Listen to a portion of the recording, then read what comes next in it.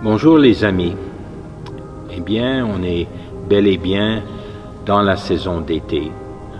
La chaleur nous le dit. Et puis, l'été, c'est souvent pour beaucoup d'entre nous un temps de voyage. Peut-être pour voir du nouveau, de changer le mal de place, mais on voyage avec la famille, avec des amis. Et cette année, je vous invite à faire un voyage particulier qui est un pèlerinage. Alors, c'est quoi la distinction? Okay? Dans les deux cas, il y a un départ, il y a une arrivée et il y a transformation du fait du voyage lui-même. On ne sait jamais trop qu'est-ce qui va se passer. On peut planifier, mais il y a toujours ce qui arrive. Et alors, un voyage, tourisme, on a vu des choses, on connaît un peu plus, on a reconnu la beauté autour de nous. Mais avec un pèlerinage, il y a départ, il y a arrivée, mais le changement, j'ose dire même le renouvellement, c'est surtout dans notre cœur.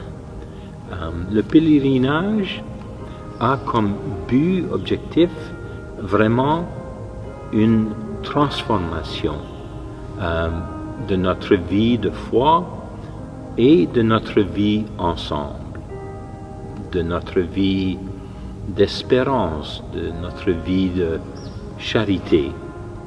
Il y a quelques années, et par 2 fois, je suis allé marcher sur le Camino en Espagne, le grand chemin de pèlerinage qui se rend à Saint-Jean-Compostelle.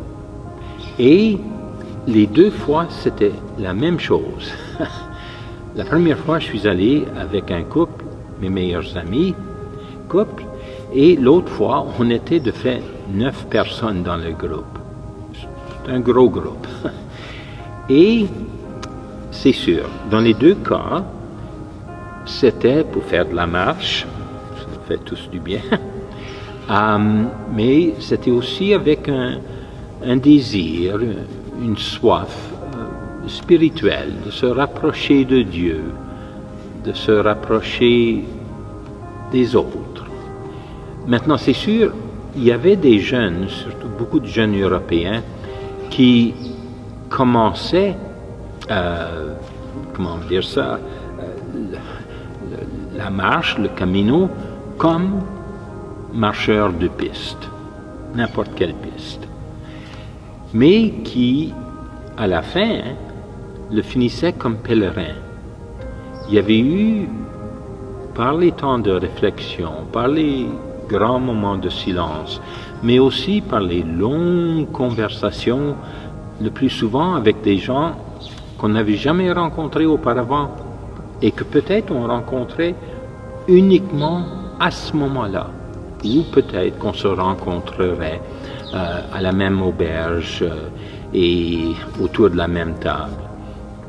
Mais cela, tant de silence, tant de réflexion, pensant à sa vie, les beautés, les défis,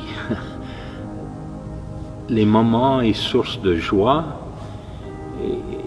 et aussi les défis, les difficultés, les souffrances.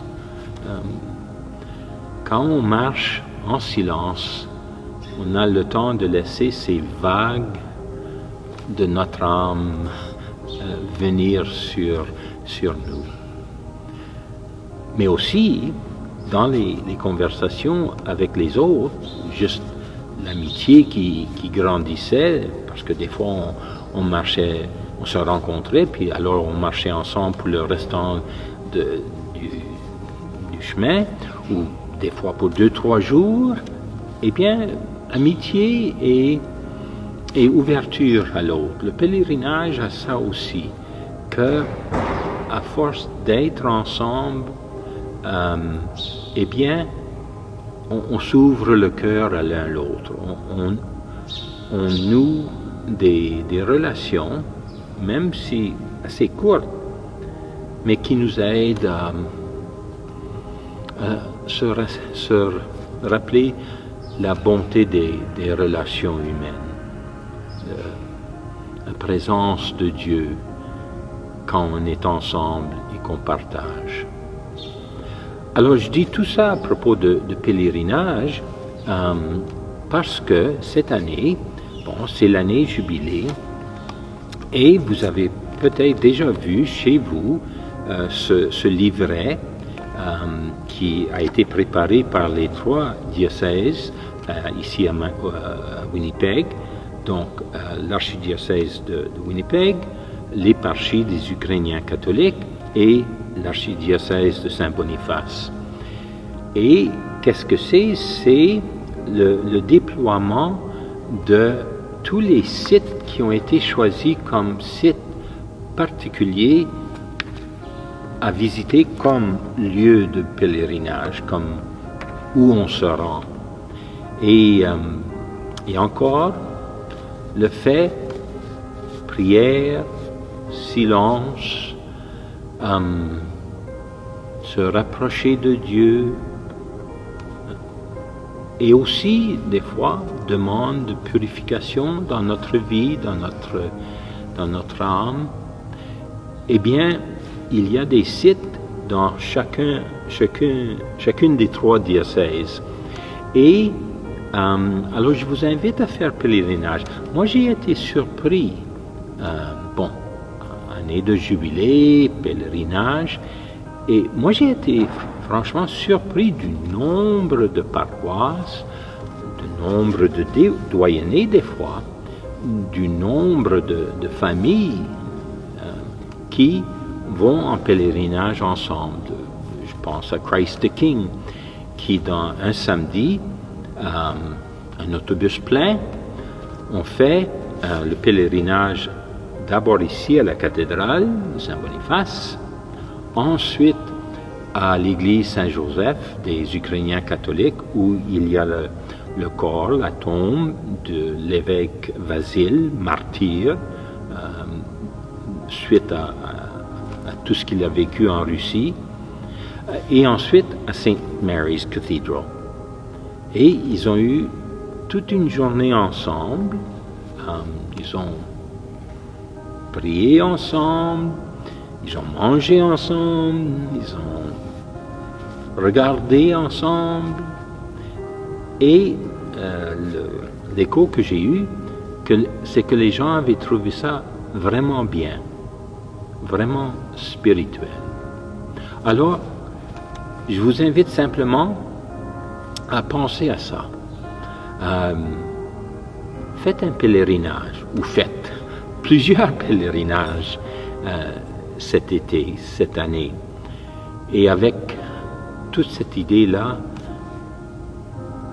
laissant le temps à la soif, à la faim la plus profonde dans chacun de nous mener au large, pour ainsi dire. Être ouvert à ce qui va se vivre, ce qui va se dire, ce qu'on va écouter, comment le Seigneur nous parle. Et tout cela pour grandir ensemble dans notre foi et notre esprit de communauté. Alors je vous invite vraiment à faire ce pèlerinage, chercher un de ces bulletins et ça donne bien sûr une description de chacun des sites à travers les 3 diocèses et aussi les conditions, ce qu'on est appelé à faire pour obtenir une indulgence plénière qui vraiment est dans les paramètres de la conversion et de l'ouverture plus grande à Dieu. Alors je vous invite, prenez la carte de voyage, la carte du pèlerinage et organisez-vous entre vous-mêmes. Merci bien.